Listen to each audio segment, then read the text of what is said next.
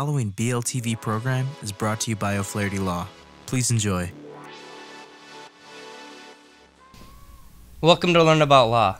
My name is Kevin O'Flaherty from O'Flaherty Law, and today we're going to explain when a contract is unenforceable. Let's first talk about the distinction between unenforceable, void, and voidable contracts. So void and voidable contracts are certainly unenforceable, but they're different categories of unenforceability. A void contract is one that is illegal from Jump Street. There's no point in which this is a valid contract. So this is like one to sell illegal drugs to the other person. It's against the law. It's not a valid contract. A voidable contract is one that is one of the parties can choose not to follow through on, but the other party may be bound on. So a contract with a minor is voidable at the wish of the minor. The minor can get out of it, although sometimes if the minor receives a significant benefit, that might be, it's not a hard and fast rule, but a voidable contract is one where one party has the opportunity to say, I want out of this contract, but the other party might still be bound to it. Both of those contracts are unenforceable to various degrees, but when we talk about unenforceability, we usually say that in order to be enforceable, a contract has to have two things be true. One, it has to be a valid contract, so not a void contract. And two, there has to be no valid defense for the other party performing the contract. So a valid contract is one in which there's offer, acceptance, and consideration. So offer and acceptance are basically a meeting of the minds and a verbalization, either orally or in writing, about that meeting of the minds between the parties about what each side is going to do. Consideration is value exchanged between the parties, so each party has to receive a benefit. If those two things, the meeting of the minds and value exchanged, are not present, it's not a valid contract. It might be a gift if only one party benefits. So first, the contract has to be valid. Second, if the contract is valid, there has to be no valid defense that the other party might have. So let's now talk about some of the key situations in which there's a valid defense to breach of contract. And this is, we'll speed through them. We won't go into too much detail, but we'll just explain what each one means. So the first defense we're going to talk about is lack of capacity. So this means the person who signed the contract doesn't have the legal ability to make the contract because they don't have the ability to understand what they're agreeing to. So typically we're talking about a minor or someone with a disability or someone who is very old and does not have the ability to understand what they're agreeing to. So if one party didn't have the capacity to make a contract, then they have a defense to performance. Coercion. This is duress. This is signing a contract with a physical or financial gun to your head. If you are blackmailed into signing a contract, then you don't have to perform the contract. Undue influence occurs when there's a special relationship between one of the parties, and one of the parties takes advantage of that relationship. One of the parties is especially susceptible to pressure from the other, and that party applies excessive pressure to get them to sign the contract.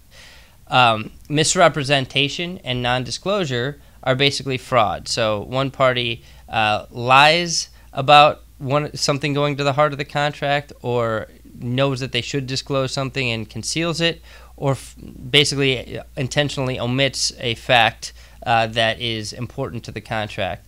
And if you've got a misrepresentation or non-disclosure, one party commits fraud, the other party doesn't have to fulfill their end of the deal. Unconscionability is really slippery. This is a situation where one party is much more sophisticated than the other and gets them to agree to a contract that is manifestly unfair. So this is a slick business person going into a neighborhood where most people are illiterate and getting them to sign up for something that is one-sided and damages their interests because they don't understand what they're signing. Public policy and law.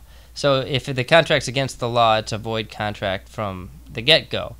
But a contract can be against public policy, and one party can have a defense to performance. This is hard to prove, but the contract has to actually be damaging to the public as a whole. And not illegal automatically to be against public policy. So it's a very slippery situation, but it's kind of usually a last-ditch argument to say that the contract is against public policy. Mutual mistake of material fact is when both parties have one understanding that goes to the heart of the contract, but that understanding is false, and it's not because one of the parties is hiding it or lying about it. They just have a mutual mistake.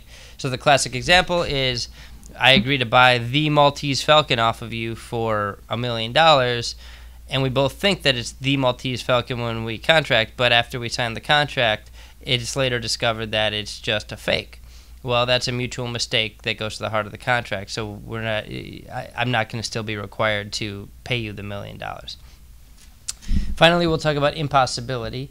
This is pretty simple. It's when a act of God or other out-of-control event that's not in control of the parties makes the performance of the contract either impossible, impracticable, or much more expensive or difficult than the parties originally intended it to be. And so a classic example is, if I agree to build a house on your property for $200,000, and then the property gets flooded, it may be a situation where it's permanently flooded or permanently damaged, or repair a house and a tsunami hits and the house is destroyed, then a third-party action or an act of God has caused the contract has basically defeated the purpose of the contract. So when a contract is impossible because of something out of our control, neither party has to comply with it. So those are the basic defenses to breach of contract. And again, to sum up, a contract's unenforceable if it's either invalid because there's no offer, acceptance, and consideration, or if it is valid but there's a valid defense, one of these defenses we just discussed. If you found this helpful, I hope you subscribe to our YouTube, iTunes, and SoundCloud channel. If you have any questions, leave a comment in our comment section below our post at learn-about-law.com or on our YouTube station, and we will try to get back to you within 24 hours with a response. We love responding to comments. If you would like to schedule a free consultation, please give us a call at 630-324-6666, and thank you so much for listening. Thanks so much for watching our video. If you have any questions, feel free to comment below. Click the subscribe button for new videos every week, and download and review us on iTunes. Visit learn-about-law.com for other legal-related articles and videos. Visit our business podcast and video blog, seizeyourbusiness.com, and visit Making Real Estate Fun for real estate videos and podcasts. Call us at 630-324-6666 for a free consultation.